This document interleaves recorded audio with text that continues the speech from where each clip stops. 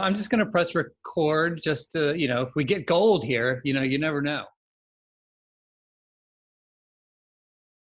Hello, this is Nicholas Tolson with Linear Tube Audio. I'm excited for my conversation here. We have Rafe Arnott. He has an exciting new publication called Resistor Magazine. You may know him from his stints at Part-Time Audiophile and the Stereophile Group. How you doing, Rafe? Doing fantastic. How you doing today, Nicholas? Fantastic as well. Resistor Magazine. It's a cool name. With the name like that, the tagline or the hi-fi or die, the feel and everything. There's definitely a punk rock sort of contrarian vibe going on. Is that accurate? Yeah, I think I was kind of disappointed with the traditional hi-fi space in a lot of ways, and just seeing not a lot of growth or anything in that part of the field as far as the journalism was going in a lot of ways. It was kind of locked down. I kind of trying to push a voice of something new, something different. And for a long time that it was just difficult to do. I was able to do it for a while with Part-Time Audiophile, and then I got offered another job, which was with the Stereophile Group. And I couldn't turn it down at the time. It was a really good opportunity, and I'm really happy that I worked with them. It was great. But there wasn't a lot of movement there for me to be able to sort of carve out a niche or define something unique. I was sort of already sort of given a mandate, which was a learning experience in and of itself. But when COVID hit and there was a financial crunch and I got laid off, I kind of sat down and went, well, I can go do something else because I've done a lot of other things in life. So I really wasn't too worried about it. But then the more I thought about it, the more I thought, well, this would be a pretty good opportunity to sort of come back into the space with my own vision, my own ideas, and with showcasing and giving a space for a lot of voices out there that I know would love to be able to be heard in that space, but they're just not, because traditional hi-fi magazines usually don't go for that kind of stuff. So I decided, what the hell? Yeah. Well, and you on the about page, you say, this isn't all about hi-fi, right? And I apologize, we skipped right over, giving any sort of overview to anyone about Resistor Mag, but you can go to resistormag.com or resistormagazine.com and find out all about it. But, you say, we look for inspiration in all things music, art, design, hi-fi, and eclectic culture oriented. And elsewhere on the site, you said you told a friend it was going to be like a Brian Eno album or sitting down to lunch with Chuck D and Gordon Gano. So what do you mean by that? Give us a little bit more insight into, your vision for the site. And, like I said, it's not just about hi-fi, right? Yeah, just a lot more open, a lot more broader in its scope. People who like hi-fi like a lot of other things as well. They like music a lot. A lot of the people that I know who are really into hi-fi also are really into art, really into culture, literature, films. And a lot of that just sort of really doesn't get, well, a lot of it kind of gets short shrift in the traditional space of hi-fi journalism. So Resistor Mag is going to sort of be an opportunity to kind of push beyond the traditional hi-fi journalism. In a sense, I'm really leaving it behind, to be honest. And as far as what it's like, I mean, to have lunch with like Chuck D or Gordon Gano would just be like a smorgasbord of conversation. Like, I just feel like either of those individuals, you would just be going, pole to pole, sort of the frequency extremes of conversation from politics, arts, culture. And that's the sort of the kind of thing that I wanted. I wanted to stimulate conversation. Yeah, I mean, everything that I've seen from Chuck D is, he's not just talking about, and from the very beginning of Public Enemy, it's not just about the music with him. And that's why, frankly, I think it's so silly when people talk about, not to bring in politics into anything, but when people say, stick to music or stick to whatever, and it's always been the artists and, who are the, sort of watchers of the culture, and, sort of mirrors, or, pokes in the eye, or, whatever it is they're doing. So I think it just makes sense to, combine all these things. Cause like you said, we're not all about hi-fi, right? This is just a part of the hobby. Yeah, I mean, a lot of the most prolific artists and the artists that probably have the largest following and connect with the most people are also disruptors. Like you were saying, they're not afraid to call the status quo into question. Yeah, totally.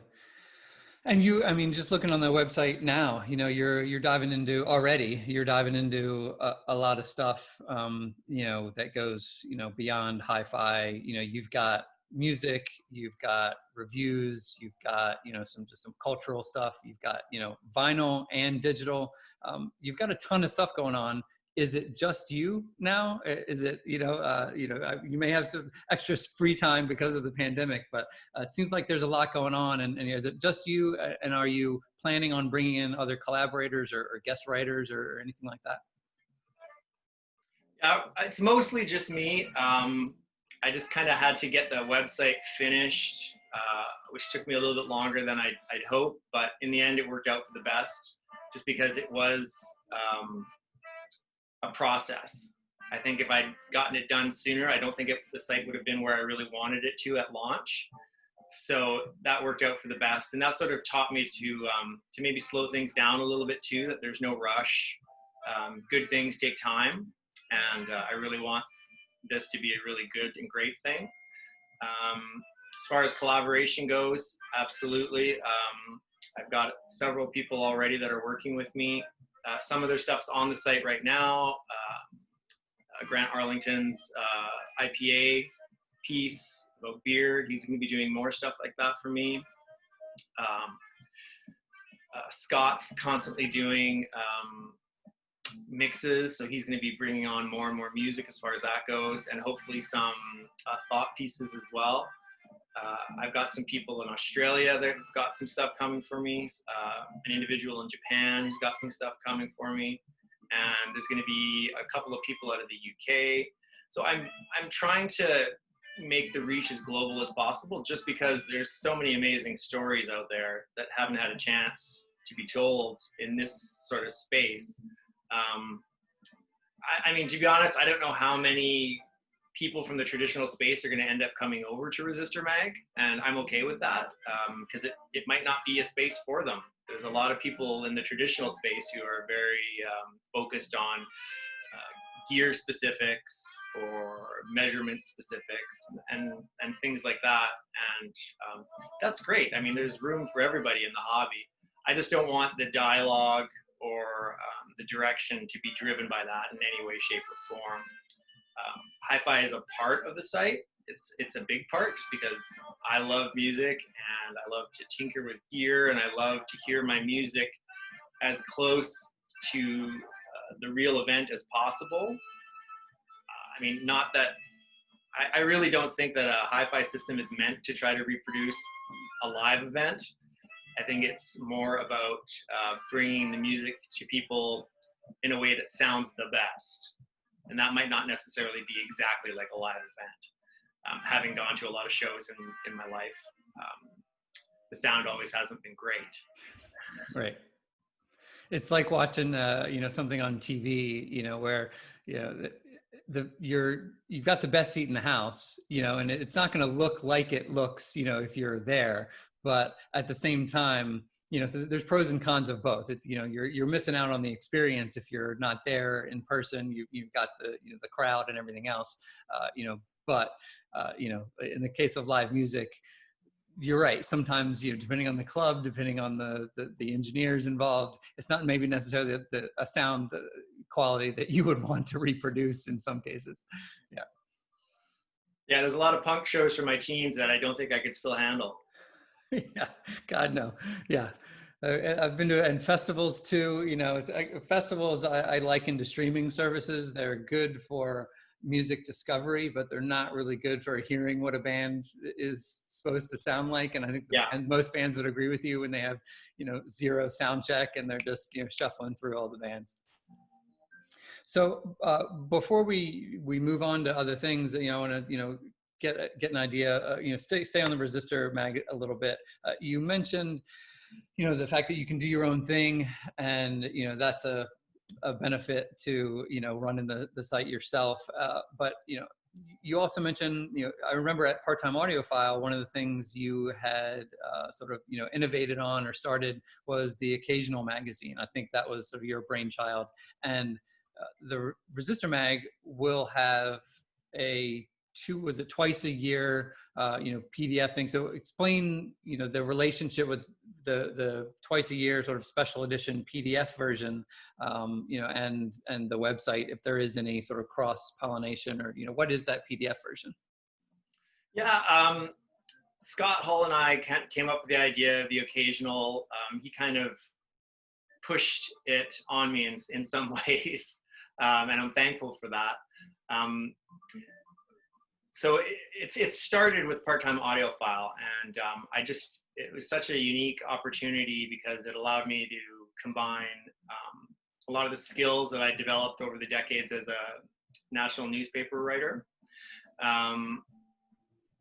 So layout was one of those things that I've always been attracted to, is making things tell a visual story as well and have impact. So being able to sort of combine that skill with my love of writing about high fidelity and music, and the culture around me in life, was a pretty cathartic and potent mix for me mentally. It was just so enjoyable. Unfortunately, I only got to start up the magazine and do 3 issues before I left Part-Time Audiophile. And then it's been continued on since. Obviously, it's changed a little bit in its tenor just because I'm not helming it like I was, but I think they're doing a great job with what they're doing with it now. As far as Resistor Mag goes, the magazine will have some content that is derived from the site, but probably stuff that's on the site will not be like the full story. It'll be part of it, and then there'll be more in the magazine, and then the rest of the content will be unique to the magazine itself. And that'll be coming out biannually as a PDF. I'm toying with the idea of getting maybe 50 copies printed per, just to send out.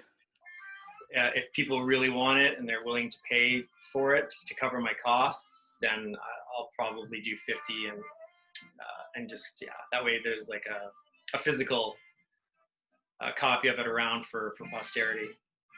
Yeah, that would be cool. I would love that. I'm a big fan of the physical. I used to work at a printing company, and there's something that changes when you bring something into the physical world from the attention. You're spinning vinyl back there, and I think it's the same sort of difference when you're interacting with a piece of art, a culture, whether that's music, a magazine, a book, whatever. There's a difference. Just like there's a difference between us talking over Zoom here, and if you were sitting on the couch or we were chilling out in your listening room together, there's a difference there. And I'm glad to hear that you're at least thinking about the physical side of things with that. Sign me up for a copy, that's for sure. And then lastly, you mentioned the journalistic side, and this is something that I like to ask, people that are in your world, but for speaking specifically of Resistor Mag, if you could interview any one person, dead or alive, for Resistor Mag, who would it be and why, of course? Yeah, that's a tough one. There's a few that come to mind right away. Frank Sinatra, David Bowie, Jimi Hendrix. Why Frank? Oh, Frank had his finger on the pulse of the nation.